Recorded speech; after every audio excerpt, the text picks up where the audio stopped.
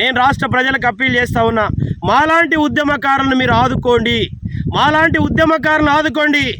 మా ఎంబడ ప్రభుత్వాలు లేకపోవచ్చు, మా ఎంబడ ముఖ్యమంత్రులు లేకపోవచ్చు, మా ఎంబడ ఎమ్మెల్యే లేకపోవచ్చు, మా ఎంబడ మంత్రులు లేకపోవచ్చు, మా ఎంబడ 4 కోట్ల తెలంగాణ ప్రజలు ఉన్నారు.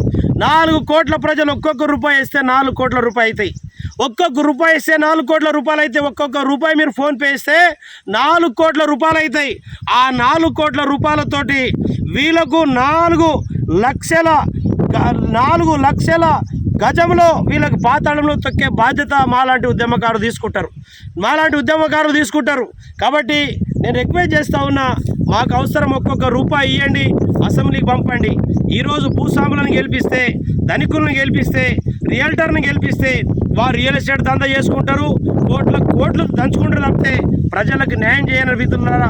కాబట్టి చదువుకున్న విద్యావంతుల విజ్ఞప్తి చేస్తూ ఉన్నా, ఈరోజు ఉద్యోగస్తుల విజ్ఞప్తి చేస్తూ ఉన్నా, సామాజిక స్పృహ ఉన్న ప్రతి ఒక్కరికి విజ్ఞప్తి చేస్తూ ఉన్నా, ఈ సమాజంలో ఉన్న వెనుకబాటుతను అనుభవించిన ప్రతి ఒక్క ఉద్యోగి అప్పీల్ చేస్తూ ఉన్నా, దయచేసి సహృదయంతో గతంలో ఎమ్మెల్యేగా పోటీ చేసిన సికింద్రాబాద్లో ఇప్పుడు ఎమ్మెల్సీ పట్టభద్రుల ఎమ్మెల్సీలో పోటీ చేస్తున్నా, భవిష్యత్తులో రాష్ట్రంలో వచ్చే ప్రతి ఎన్నికల్లో పోటీ చేస్తా.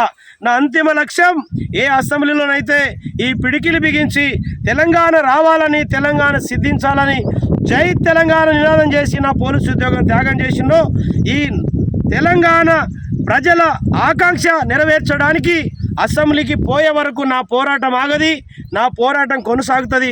దయచేసి మిత్రులారా, మీకు విజ్ఞప్తి చేస్తా ఉన్నా, ఒక్కొక్క రూపాయి నా ఫోన్పేకి ఒక్క రూపాయి అయినా పర్వాలేదు, మీ పేరు మీద ఒక్క రూపాయి అయినా పర్లేదు నాకు ఇస్తే ఒక ఉద్యమకారుడికి న్యాయం చేసినట్టు అవుతుంది.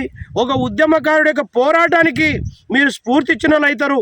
ఒక ఉద్యమకారుడు పోరాడుతుంటే ఆయనకు మీరు బలం ఇచ్చిన వాళ్ళు అవుతారు.